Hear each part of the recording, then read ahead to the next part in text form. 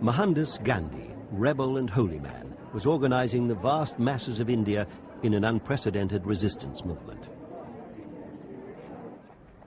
There was no hint of it early on when, after a privileged life in India, Gandhi had studied law in Victorian London. Serving as a correspondent in the Boer War would help change his life, for back in his homeland, he soon became a national figure of almost mythic authority. He abandoned European dress and identified himself with India's poor. He also took on the British Raj itself, demanding freedom for India's teeming masses. But now, in 1930, those masses were being mobilized. Gandhi had called for a march to the sea to protest the salt tax, and his people responded. They set out from every corner of India, simple peasants and fierce tribesmen, from the river plains and from the towering mountain country.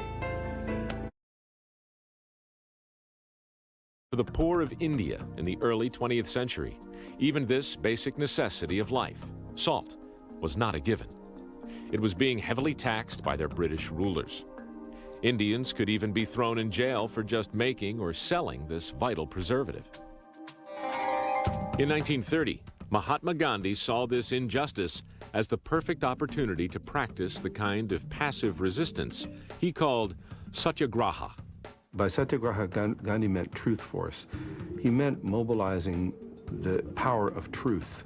So in other words, he had to find a way in which the people would free themselves, yet wasn't violent. On March 12th, the 61-year-old Gandhi set out with 78 followers on a 240-mile trek to the sea. For 23 days, they marched.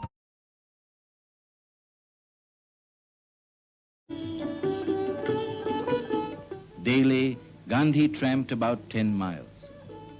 On the way, he spoke on his familiar themes, beseeching the people to abjure alcohol, abandon child marriage, and, when the signal came, to break the salt law.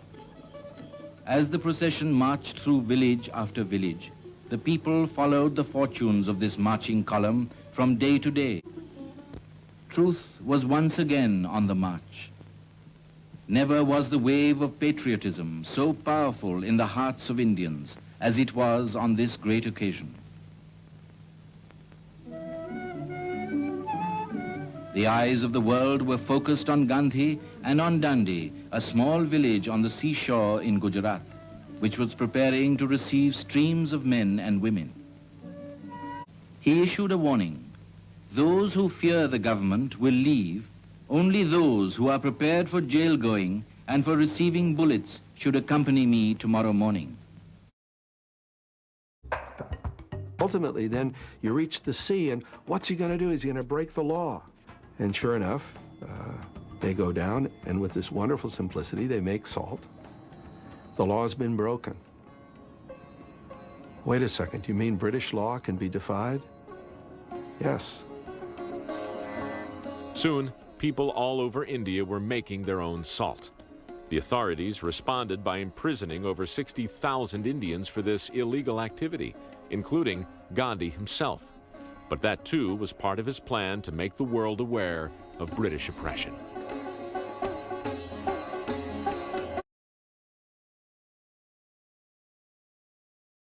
India would not gain independence for another 17 years, but Gandhi proved that nonviolent methods on a vast scale could be used to achieve that most basic of human rights: freedom. The modern and free state of India, the world's largest democracy, is the lasting legacy of Gandhi's Salt March, history's most peaceful rebellion.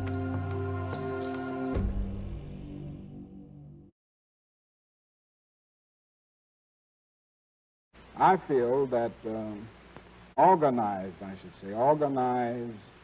nonviolent resistance is a most powerful weapon that oppressed people can use in breaking loose from the bondage of oppression.